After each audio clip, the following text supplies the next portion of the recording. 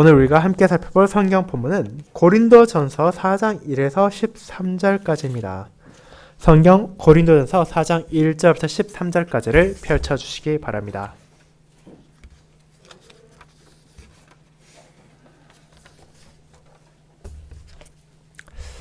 성경 고린도전서 4장 1에서 13절까지 기록된 하나님의 말씀을 낭독하겠습니다. 사람이 마땅히 우리를 그리스도의 일꾼이요 하나님의 비밀을 맡은 자로 여길지어다. 그리고 맡은 자들에게 구할 것은 충성이니라. 너희에게나 다른 사람에게나 판단받는 것이 내게는 매우 작은 일이라. 나도 나를 판단하지 아니하노니 내가 자체가 아무것도 깨닫지 못하나 이로 말미암아 의롭다함을 얻지 못하노라. 다만 나를 심판하시리는 주시니라. 그러므로 때가 이르기 전 곧 주께서 오시기까지 아무것도 판단하지 말라. 그가 어둠에 감추인 것들을 드러내고 마음의 뜻을 나타내시리니 그때에 각 사람에게 하나님으로부터 칭찬이 있으리라. 형제들아, 내가 너희를 위하여 이 일에 나와 아볼로를 들어서 본을 보였으니 이는 너희로 하여금 기록된 말씀 밖으로 넘어가지 말라는 것을 우리에게서 배워 서로 대적하여 교만한 마음을 가지지 말게 하려 함이라. 누가 너를 남달리 구별하였느냐? 내게 있는 것 중에 받지 아니한 것이 무엇이냐? 내가 받았은즉 어찌하여 받지 아니한 것 같이 자랑하느냐? 너희가 이미 배부르며 이미 풍성하며 우리 없이도 왕이 되었도다. 우리가 너희와 함께 왕노릇하기 위하여 참으로 너희가 왕이 되기를 원하노라. 내가 생각하건대 하나님이 사도인 우리를 죽이기로 작정된 자같이 끄트머리에 두셨음에 우리는 세계 곧 천사와 사람에게 구경거리가 되었노라. 우리는 그리스도 때문에 어리석으나 너희는 그리스도 안에서 지혜롭고 우리는 약하나 너희는 강하고 너희는 존귀하나 우리는 비천하여 바로 이 시각까지 우리가 줄이고 목마르며 헐벗고 매맞으며 정처 없고 또 수고하여 친히 손으로 일을 하며 모욕을 당한 즉 축복하고 박해를 받은 즉 참고 비방을 받은 즉 권면하니 우리가 지금까지 세상의 더러운 것과 만물의 찌꺼기같이 되었도다. 아멘. 설교 후에는 찬송 40장 1, 2, 3절을 함께 부르도록 하겠습니다.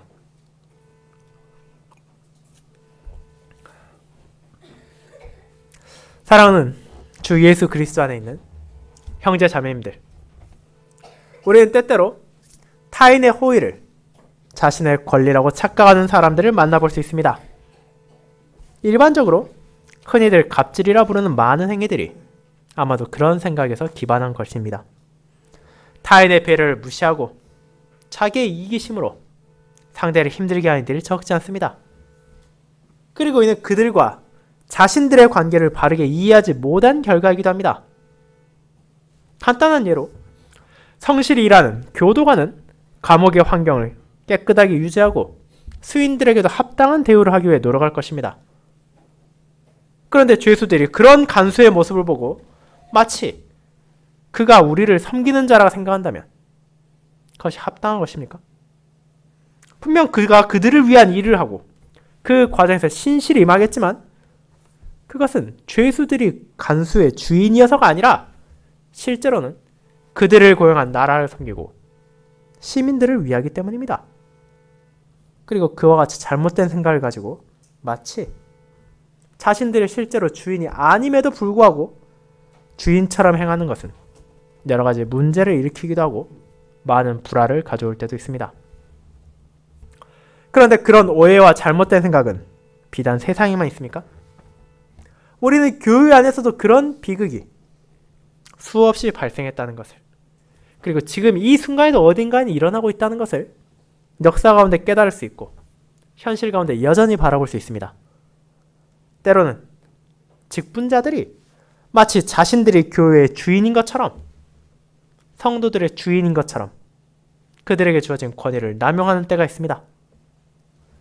때로는 정반대로 성도들이 직분자들을 마치 자신들이 고용한 사람, 자신들의 종처럼 여기고 그들을 무시할 때도 있습니다.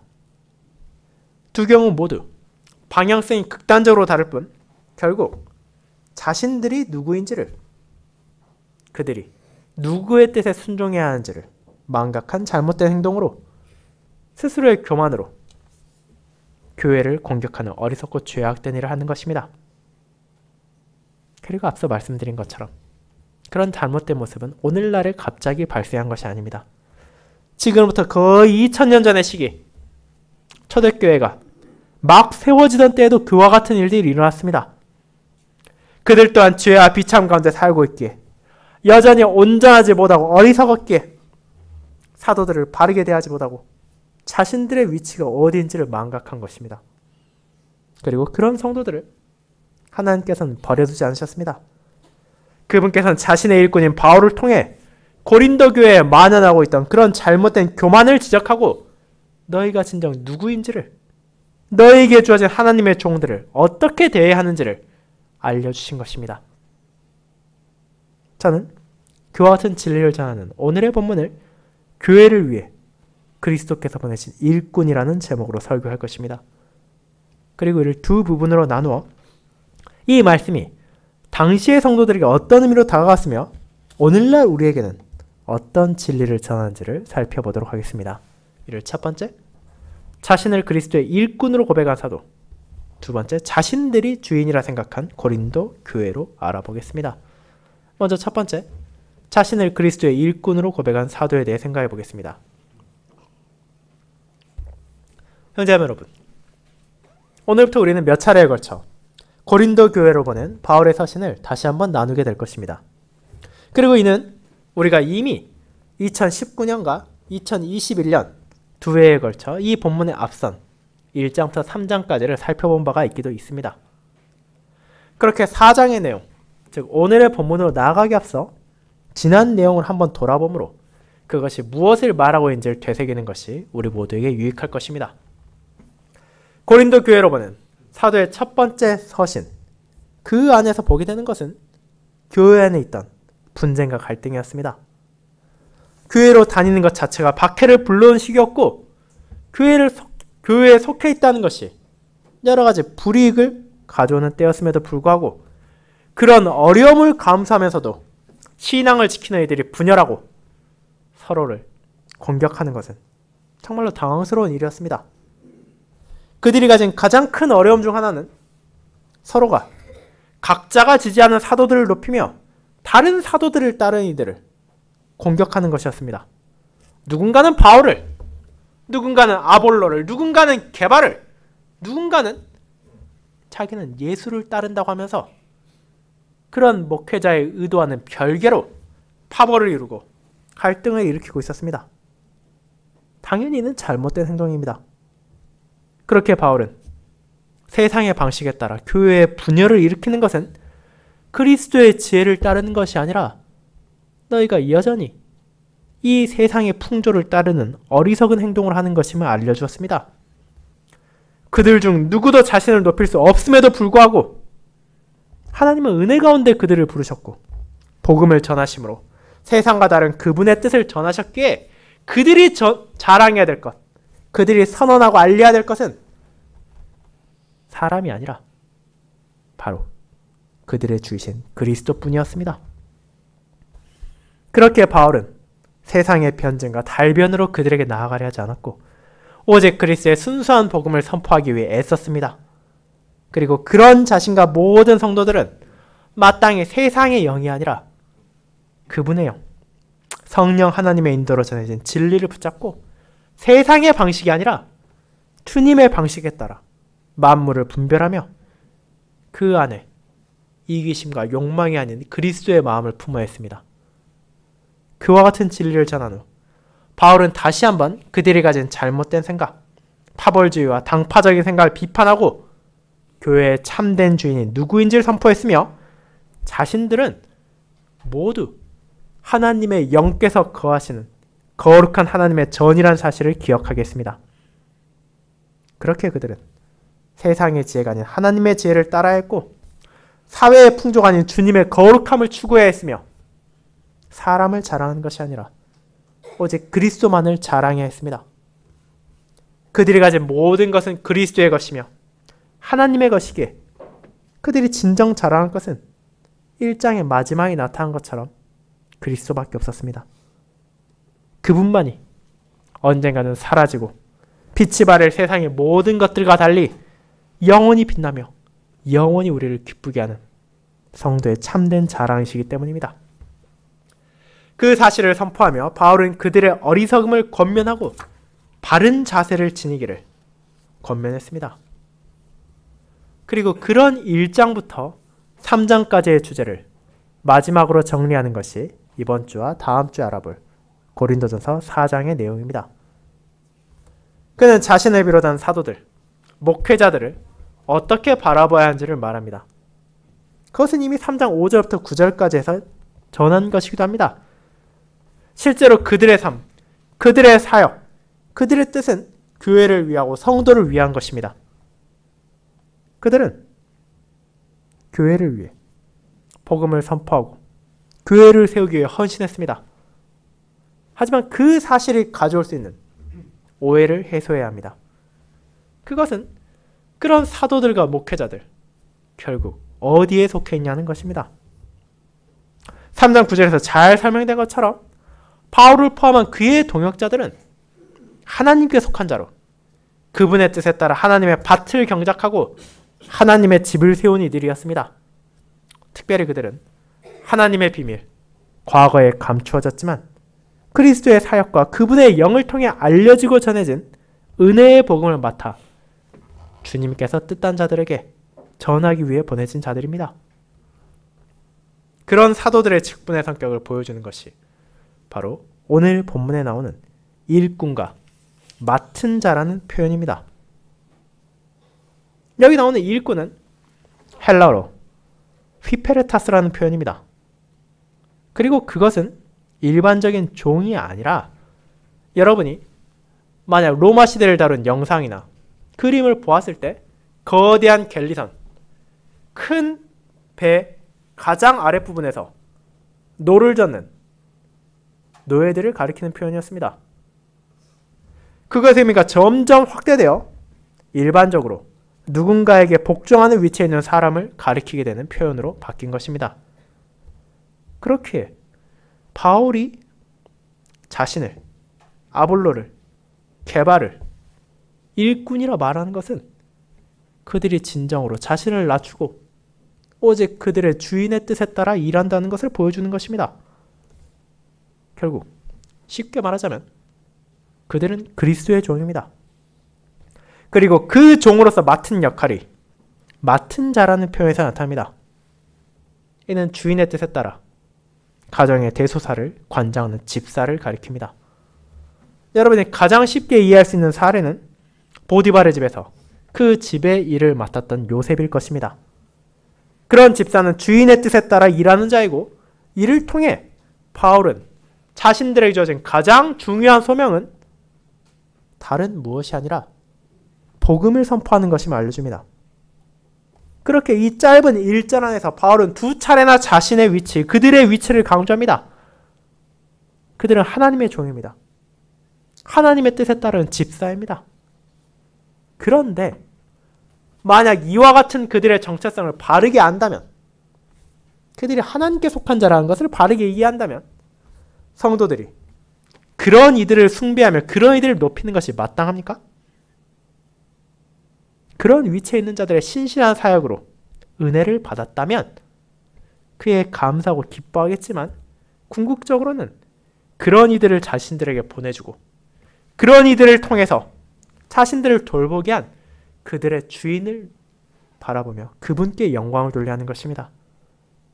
즉, 고린도 교회의 사람들이 무리를 지어서 각자가 사도들을 이름에 내걸고 파벌을 만들며 그들을 높임으로 자신들을 높이고자 한 것은 하나님께 돌아가야 할 영광을 갈취한 잘못된 행동인 것입니다. 그렇게 바울은 자신을 그리스도의 일꾼, 그분의 집사라고 낮추어서 고백한 후 이어진 2절로부터 그런 자신들의 신분에서부터 도출되는 내용을 알려줍니다. 종, 집사, 누군가에게 속한 사람, 그에게 있어 가장 중요한 것은 무엇입니까? 능력? 중요합니다. 열심도 간과할 수 없습니다. 하지만 그 무엇보다 가장 기본적으로 전제되어야 하는 것은 그 주인을 향한 충성심, 신실함입니다. 만약 어떤 종이나 어떤 신하가 아무리 능력이 있고 아무리 지혜가 뛰어난다 하더라도 주인을 무시하고 그 뜻을 어긴다면 그를 선한 종이라 할 수 있겠습니까? 아무리 열심히 일한다 하더라도 그것이 주인의 이득이 아니라 결국 자기 이득을 챙기기 위한 것이라면 그런 집사를 누가 원하겠습니까? 주인에 대한 충성이 없다면, 그를 위한 신실함이 없다면 그가 가진 능력이나 재능과 별개로 그 종은 신뢰할 수 없는 자이며 주인에게서 중요한 것을 맡을 수 없습니다. 그러나 사도와 그의 동역자들은 자신들이 누구에게 속해 있는지를, 자신들의 주인이 누구인지를 알고 있었고 그분을 향한 충성심을 가지고 있었습니다. 그렇게 자연스럽게 다음과 같은 결론이 나타납니다. 종, 집사를 판단할 수 있는 사람이 누구냐는 것입니다. 물론 그들의 성과, 그들의 직무를 수행하는 태도는 많은 이들에게 보여질 것입니다. 하지만 그것이 좋냐 나쁘냐를 결정하는 것, 다른 누구도 아닙니다. 그들을 고용한 주인, 그들에게 필요한 것을 제공하고 그들에게 자신의 뜻을 전한 주인만이 이를 판단할 수 있습니다. 아무리 종들의 봉사를 받는다 하더라도 손님들은 그들을 함부로 판단해서 안 되며 그 판단의 의미도 없는 것입니다. 왜냐하면 그들에게는 그럴 권리가 없기 때문입니다. 결국 종들의 소명을 검증하는 사람은 그들의 주인뿐입니다. 그런 의미에서 바울은 고린도 교회의 성도들을 비판하며 자신들의 자세를 분명히 전합니다. 다음 대지에서 살펴보겠지만 그들은 마치 자기들이 이런 주님의 일꾼들의 주인인 것처럼 사도들을 판단하고 있었기 때문입니다. 그러나 바울은 너희에게 판단받는 것이 나에게는 사소한 것에 불과하고 심지어 다른 사람에게서, 더 정확히 말하자면 사람의 법정에서 판단을 받는다 하더라도 그것은 나에게 중요하지 않다고 말합니다. 실제로 그를 비롯한 직분자들은 유대인의 법정에 끌려가기도 했고 로마인의 법정에 출두하기도 했습니다. 하지만 그런 이들이 사도들을, 주님의 종들의 발을 멈추게 할 수 있었습니까? 그것이 스스로의 직분에 회의감을 가지게 하고 주님께서 주신 소명을 포기하게 만들었습니까? 그렇지 않습니다. 바울을 포함한 주님의 종들은 이 땅에 소망을 두는 것이 아니라 바로 자신들의 주인 되신 그리스도께 소망을 두었고 세상의 찬사를 바라며 살아가는 것이 아니라 주님의 판단을 기다리며 살아갑니다. 그렇게 그는 타인의 판단을 개의치 않았고 심지어 자기 자신을 판단하려 하지도 않았습니다. 이어서 그가 말한 것처럼 이 사실이 그가 온전히 의롭다는 것은 아닙니다. 그것은 나에게 주어진 소명에 따라 거리낌 없이 그분의 일을 하고 있다는 확신이었고 그렇게 그런 나를 주님께서 인도하고 계시고 주님께서 나를 판단하실 것이라는 믿음을 가지고 있다는 것입니다. 그리고 자신의 주인, 자신의 동역자들의 주인, 그리고 모든 성도들의 주인 되신 분은 그분의 때에 진정 만민을 심판하실 것입니다. 그분께서는 사람이 감추었다 생각하는 모든 것을 드러내실 것이며 그들의 마음에 숨겨진 뜻까지도 밝히실 것이기에 그분의 온전하신 판단에 따라 그분의 모든 일꾼들은 칭찬을 받기도 하고 벌을 받기도 할 것입니다. 물론 여기서 주의할 점이 있습니다.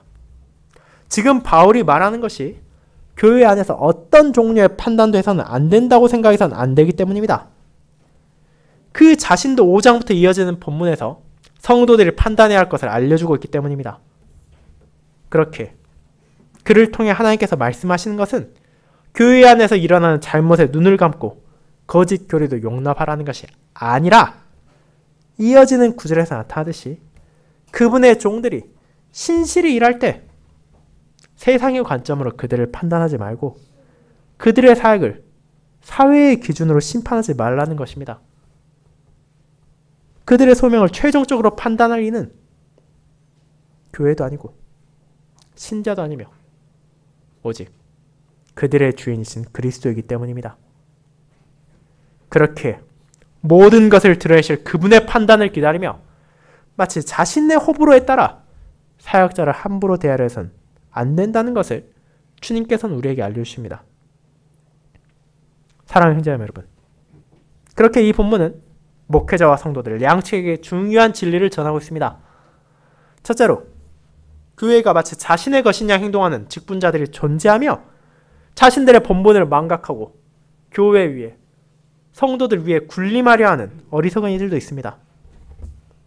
그런데 그런 이들은 결국 자기가 어떤 목적으로 그 직분을 받았는지, 그들의 주인이 누구인지를 잊어버린 어리석은 자들에 불과합니다. 모든 목회자들은 하나님의 일꾼입니다. 그분으로부터 복음 선포의 소명을 받은 자들입니다. 그들은 자신에게 무언가 특별한 것이 있다는 생각을 버려야 하고 오직 주님의 은혜만을 의지하며 그분께서 맡기신 구속의 비밀을 성도들에게 신실히 전해야 합니다. 그리고 그 과정에서 교회에 봉사하고 성도를 섬기는 데 최선을 다해야 합니다. 교회의 직분들은 주님께서 보여주신 것처럼 섬김을 받기 위한 자리가 아니라 섬기기 위한 자리이기 때문입니다.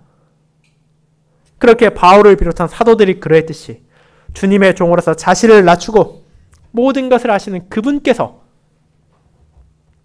우리를 판단하실 것임을 기억하며 자체가 아무것도 행하지 않도록 노력하며 오직 그분의 은혜에서 신실히 그분께서 주신 소명에 살아가야 할 것입니다. 그리고 그런 삶 가운데 자신의 이기심에 따르는 것이 아니라 주님을 향한 충성심으로 모든 일을 행하며 그 가운데 어려움이 있다 하더라도 인내하고 오직 주님만을 신뢰할 것입니다. 그것이 모든 그리스도의 일꾼, 그분에게서 복음의 비밀을 맡은 자들에게 주어진 소명이자 그런 이들에게 합당한 자세입니다. 하지만 동시에 성도들에게도 경고하는 바가 있습니다. 오늘날 많은 교회에서 그들에게 주어진 주님의 일꾼을 세상의 기준에 따라 판단하려는 경향도 있습니다. 그들은 자신들이 원하는 정치적인 가치, 사회적인 가치를 목사들이 전하지 않는다면 불평과 불만을 토하기도 하고 교회의 성과가 자신들의 마음에 들지 않으면 직분자들을 비난하기도 합니다. 그리고 기술의 발전으로 인해 너무나 쉽게 가능해진 다른 목회자들과의 비교를 일삼으며 그들에게 주어진 주님의 종을 판단하곤 합니다. 하지만 그런 행동들이 합당한 것입니까? 그것이 정말로 옳습니까? 물론 목회자들이 거짓 교리를 말한다면 그것은 마땅히 교회에서 막아야 하는 것입니다. 그들의 삶에 있어서 고백한 진리와 다른 것들이 나타난다면 그 또한 권징과 권면이 필요할 것입니다. 하지만 그들이 주어진 소명에 신실히 임하고 있음에도 불구하고 그저 내 소견에 맞지 않는다고, 내 기준을 채우지 못한다고, 충분한 실적을 내지 못한다고 심판하려 하는 것은 성도들에게 주어진 권리를 넘어선 것입니다. 하나님의 모든 종들에게 요구되는 것은 세속적인 성공, 사회적인 능력이 아니라 그분을 향한 충성심과 교회와 성도를 향한 신실함이기 때문입니다. 그렇게 아무리 세상이 교회와 목회자까지도 마치 자신의 마음에 드는 물건을 사는 것처럼 쇼핑하는 자세로 바라보고 판단하는 것이 옳다고 바람직하다고 주장한다 하더라도 우리는 주님의 뜻에 따라 그들을 바라보아야 합니다. 그들을 주님의 종, 그분의 일꾼으로 받아들이고 그들이 주어진 소명에 신실히 임한다면 그런 그들이 어쩔 수 없이 가질 수밖에 없는 연약함과 단점을 인내하며 그들을 판단하는 대신 그들을 위해 기도해야 합니다. 그것이 바로 이 본문을 통해 성도들에게 주어진 하나님의 뜻이며 그분의 백성을 향한 하나님의 선물을 바라보는 합당한 자세이기 때문입니다. 그리고 이것이 이어지는 두 번째, 자신들이 주인이라 생각한 고린도 교회라는 대지로 연결됩니다. 성도 여러분, 그렇지만 이와 같이 주님의 말씀에 따르는 모습들이 실제로 온전하게 드러나는 것은 언제나 어렵다는 것을 우리는 알고 있습니다. 그것은 목회자들의 부족함으로 인한 것일 수도 있고 성도들의 잘못으로 인한 것일 때도 있습니다. 그리고 오늘 본문에서 나타나는 고린도 교회의 문제는 그들을 위한 사역자들이 아니라 그런 사역자들을 대하는 신자들의 태도에 있었습니다. 그들은 한편에서는 직분자들이 원하지 않는 방식으로 그들을 치켜세우고 파벌을 만들었지만 다른 한편에서는 그런 주님의 종들을 마음대로 판단하고 그 결과로 오히려 그들을 무시하고 있었기 때문입니다. 그와 같은 성도들의 교만함을 꾸짖기 위해 바울은 먼저 모든 신자들이 가져야 할 기본적인 원리가 무엇인지를 말합니다. 그것은 바로 하나님의 뜻이 무엇인지를 외면하고 그분의 종을 경시하는 이들에게 필요한 가르침이었습니다. 그 사실을 고린도의 성도들이 이해할 수 있도록 사도는 지금까지 다양한 비유를 사용해 왔습니다. 그들이 알아야 하고 그들이 지켜야 할 것은 바로 기록된 말씀 밖으로 나아가지 말라는 것입니다. 여기서 그가 말한 이 표현은 실제로 다양한 방식으로 해석될 수 있습니다. 그러나 이 문맥과 서신에 나타난 바울의 의도를 생각한다면 가장 합당해 보이는 것은 바로 하나님의 말씀을 가리키는 것입니다. 실제로 신약성경에서는 이 표현을 통해 종종 구약성경과 신약시대 하나님의 종을 통해 전해진 그분의 말씀을 가리키기도 합니다. 그렇게 바울은 자신, 아볼로를 비롯한 주님의 일꾼들을 통해서 주어진 본을 바라보며 너희가 주어진 말씀 바깥으로 나가서는 안 된다는 것을 가리킵니다. 결국 하나님의 뜻을 자의적으로 넘어선다는 것은 하나님보다 자신의 뜻을 앞세운다는 것이며 그런 교만은 자연스럽게 서로를 향한 적대심과 갈등을 일으킬 수밖에 없기 때문입니다. 그렇게 성도의 삶의 원칙을 강조한 바울은 7절부터 시작되는 일련의 본문을 통해 고린도 교인의 잘못을 꾸짖습니다. 그들의 오만이 무엇입니까? 자신들이 가진 것을 자랑하고 남들을 판단하는 것입니다. 그러나 그들이 남달리 구별할 만한 능력, 달리 말하자면 세상의 시선으로 내세울 만한 것이 있습니까? 앞선 1장 후반부에서 나타나듯이 그들은 전반적으로 어리석고 천하며 멸시받을 자입니다. 그들의 육체와 문벌과 재산과 권력, 그 모든 것은 높임받을 수준이 아니었습니다. 물론 그 가운데 일부 부유한 자들이 있었고 나름의 권력을 가진 자도 있었지만 그것은 세상의 정말 높은 자들, 세상에서 부유한 자들, 권력자들에 비한다면 초라한 것에 될 수밖에 없었습니다. 그리고 심지어 그들이 무언가를 가졌다 하더라도 그것은 결국 하나님께서 선물로 주신 것에 불과합니다. 그런데 그런 은혜를 베푸신 하나님께 영광을 돌리는 것이 아니라 자신을 높이고자 한다면 그것이 정말로 바른 태도로 할 수 있겠습니까? 그것은 끔찍한 교만에 불과합니다. 그리고 그런 교만이 어디까지 치닫고 있습니까? 그들은 마치 자신들이 왕이라도 된 것처럼 행동하고 있었습니다. 아, 우리는 지혜롭다고 자만하고 있습니다. 우리는 존귀하다 생각하고 있었습니다. 그리고 그 모든 것들을 아주 잘못된 방식으로 행하고 있었습니다.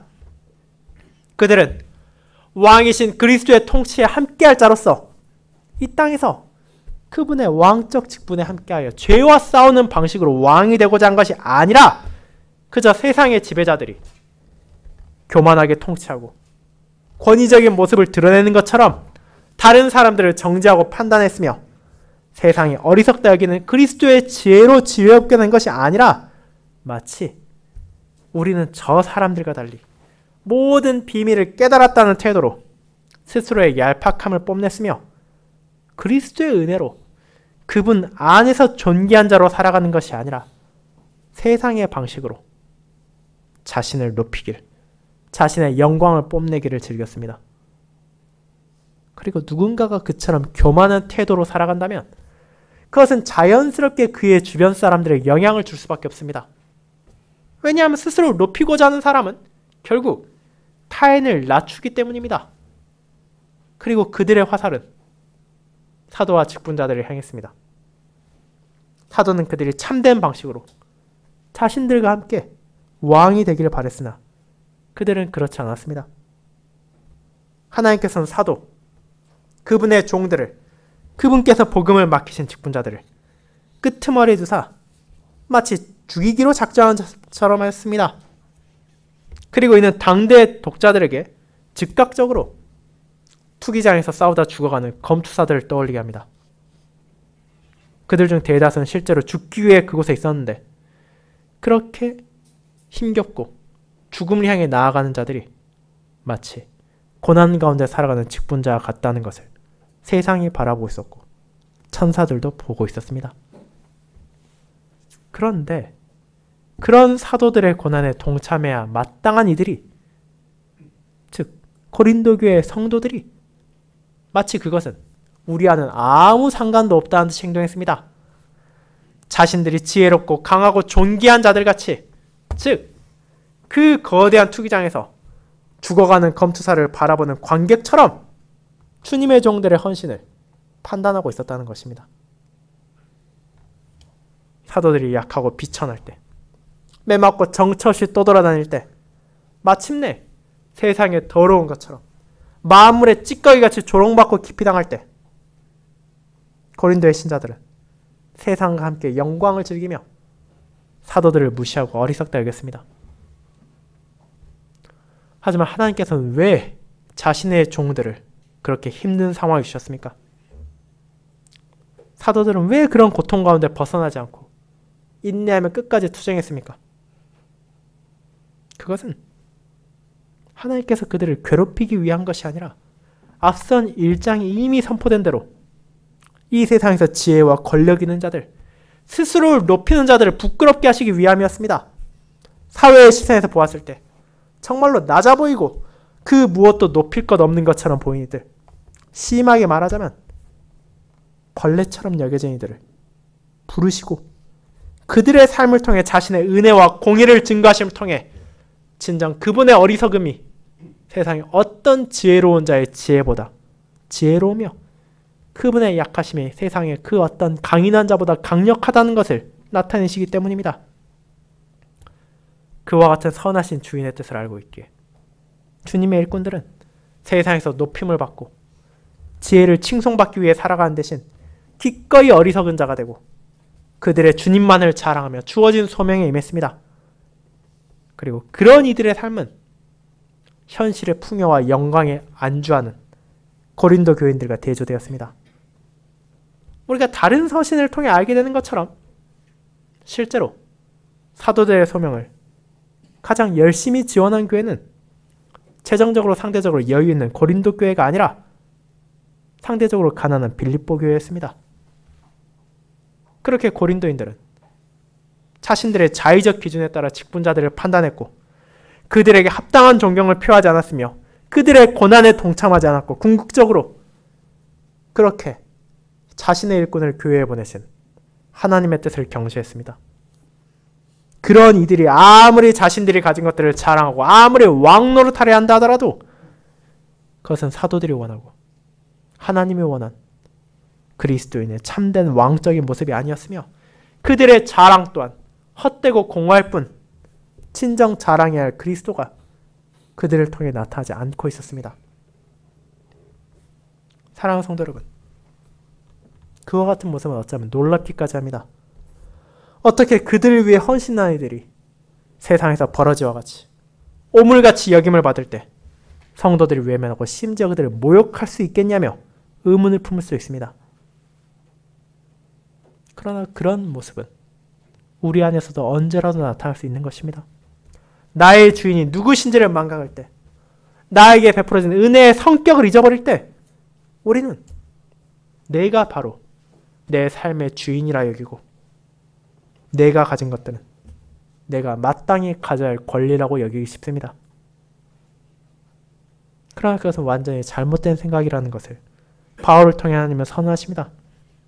주님의 종들은 그 주인의 뜻에 따라야 하며 그분의 길을 나아가야 할 소명이 있습니다.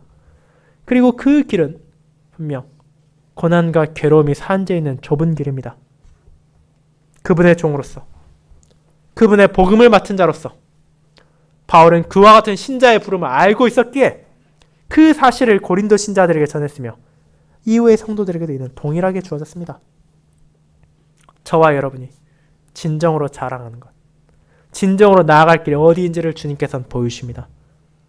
우리 모두는 그분의 종으로서 그분께서 우리를 위해 베푸신 선물에 감사해야 하며 그중 어떤 하나도 받을 가치가 없는 우리에게 주어진 은혜 앞에 자기 자신을 겸손히 낮춰야 합니다.